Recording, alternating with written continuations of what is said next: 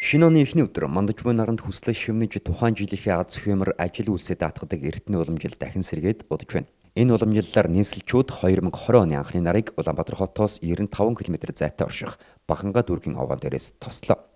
Энэ оны анхны нар 8 цаг 42 минутанд мандсан нар мандах үед үүлгүй цэлмэг байсан нь энэ жил монголчуудын амьдралд гэрлэгийг авчирсан түүхэн он болохыг бэлэгдэж байна хэмээн нар харахаар очисон иргэд бэлэгшээж байлаа.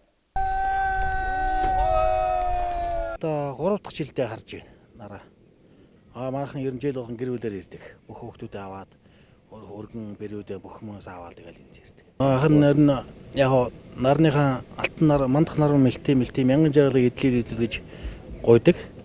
Тэгээд бас нарны нэг тарин байдаг. Тарина хэлдэг. Тэгэл одоо өөр хүүхдийн минь одоо аварч хөршөө одоо амьдрал ахын сайхан байх болтугай төмөн олон төрмөн төвшин байх болтугай төмөн олон амгалан байх болтугай гэж ерөөл хүсдэг те. Бүх хүний сэтгэл сайхан байгаад энэ бүгд ингээ сайхан сэтгэлээрээ ингэж нар лугаан хараад мандаж байгаагаа угтаад ингээл сэтгэл ийм сайхан байхаар бүх хүний сэтгэлээр юм бүх юм сайхан болдог. Сэтгэл сайхан байвал бүх юм сайхан. Шиний нэгний өглөө ханаа мэддэг одоо бод жишээ байна шүү дээ. Шиний нэгний өглөө ямар сайхан байдаг нар гараал улам гой дулаараа тийм ээ. Тэр чинь хүн болгон сэтгэл сайхантай болохоор тэр байгаль хүртэл тэгж өөрөөс ийм сайхан гоё болдог. За энэ ч нь бол анх удагаал ирж байна. Найзуудтай гамд. Ямар сайхан байна уу?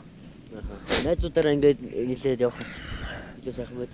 Сайхан. Дагаал гэж яхад бол тэгэл анх удагаа ирж яхад бол хэл сайхан л над анх удаал ингэж харж байна.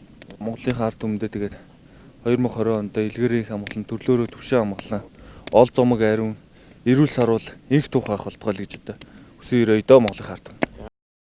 Шинэ оны анхны наранд хүслээ шивнэж аз хэмээр ажил үйлсээ даатгахаар Баханга дүүргийг зорих иргэд жилийн ирэх бүр нэмэгдэж байна. Тэдэн зориулж Улаанбаатар төвөртөө Баханга дүүргийн ханга өртөөний чиглэлд галт тэрэг явуулж байгаа бол хувийн автомашинтай зорчиж буй иргэдийн аюулгүй байдлыг тээврийн цагдаагийн ад багаагчид ханган ажиллаж байлаа.